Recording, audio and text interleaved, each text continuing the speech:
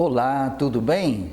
Hoje então iniciamos a série sobre os apóstolos e o primeiro apóstolo que conversaremos hoje é Pedro. Quem foi Pedro? De onde ele era? O que ele fazia? Estas são algumas perguntas que nós procuraremos responder neste vídeo.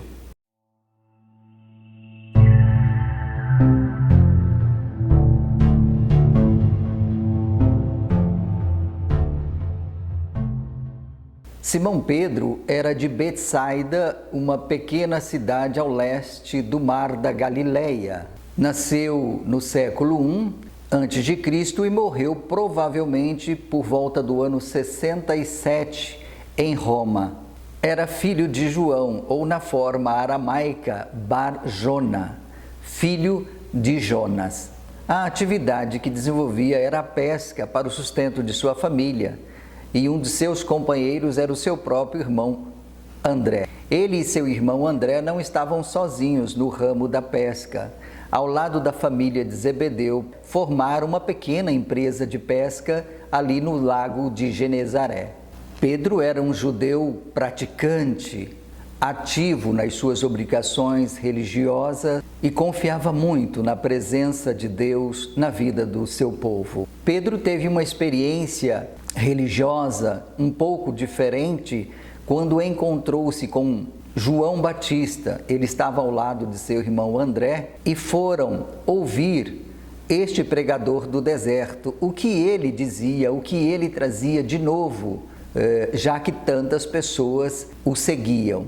Pedro era casado e sua sogra, que um dia Jesus curou na cidade de Cafarnaum, e era onde Simão Pedro ficava muitas vezes hospedado quando estava de passagem por essa cidade. Aparece nos evangelhos com uma personalidade que o diferenciava dos demais apóstolos de Jesus. Era um homem decidido, era impulsivo, disposto a impor suas opiniões, inclusive à força se precisasse.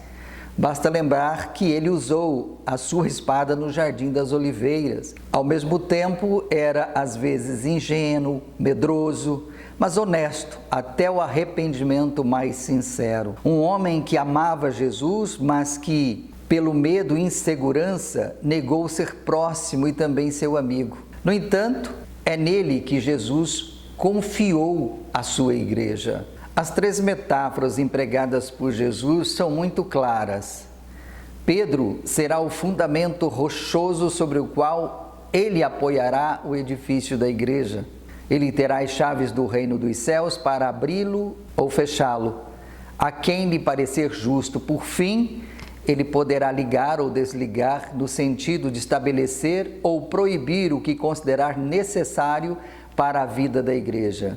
É sempre a igreja de Cristo e não de Pedro. Certamente ali no grupo dos 12 é que Jesus vai observando as atitudes, a postura de Pedro, a posição que ele exerce entre o grupo, porque é sobre ele que Jesus vai edificar a igreja. Não há muitas informações acerca de Pedro na Sagrada Escritura, como também não há dos outros apóstolos. Mas, segundo a tradição da igreja, Pedro, depois de ter exercido a função de bispo em Antioquia, se dirigiu para Roma e lá se tornou bispo. De acordo com esta tradição, depois de ser milagrosamente solto de uma prisão em Jerusalém, ele viajou para Roma para estar junto aos cristãos que sofriam com as perseguições romanas, mas acabou sendo expulso, junto com judeus e cristãos, pelo imperador Cláudio. Então, depois da saída de Pedro de Roma, junto com algumas outras pessoas,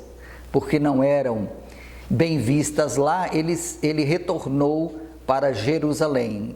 E ali ele encontrou-se com outros apóstolos, inclusive Paulo, para discutir algumas questões importantes para a igreja nascente naquele momento, o que ficou conhecido como o Concílio de Jerusalém.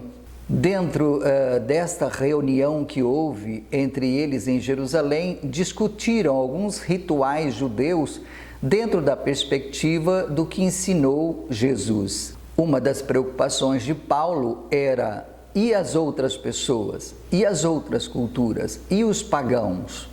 Onde eles entrariam nessa ótica da salvação, na perspectiva a partir da ressurreição de Jesus?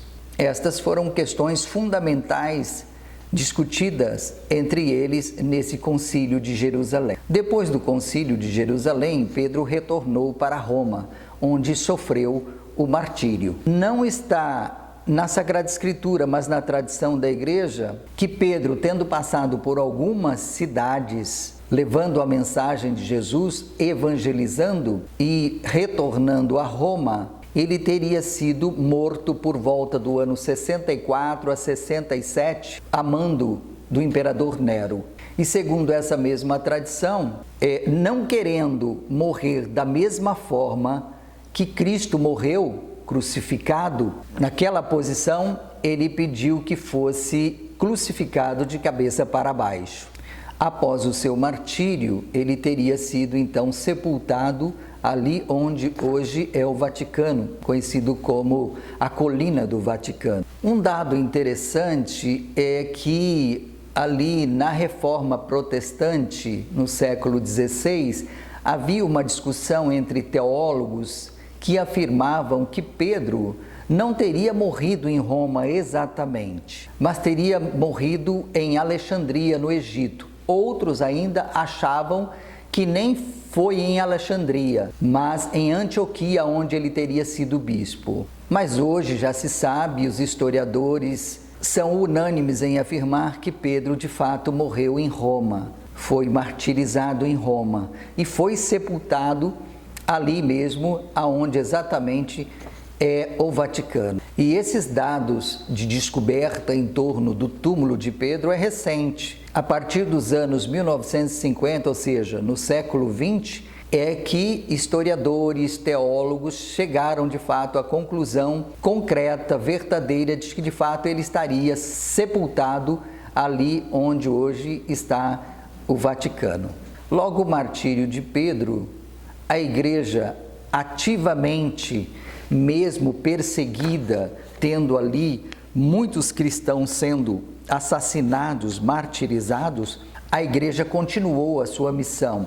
A sucessão papal de Pedro começou com São Lino, que imediatamente assumiu esse ministério de levar a mensagem de Jesus, a mensagem salvadora de Jesus para aquela igreja nascente e perseguida em Roma. E como sabemos, essa sucessão apostólica então de Pedro, ela se dá ininterruptamente até hoje. São Lino foi martirizado, outros foram sucedendo e também foram perseguidos e mortos.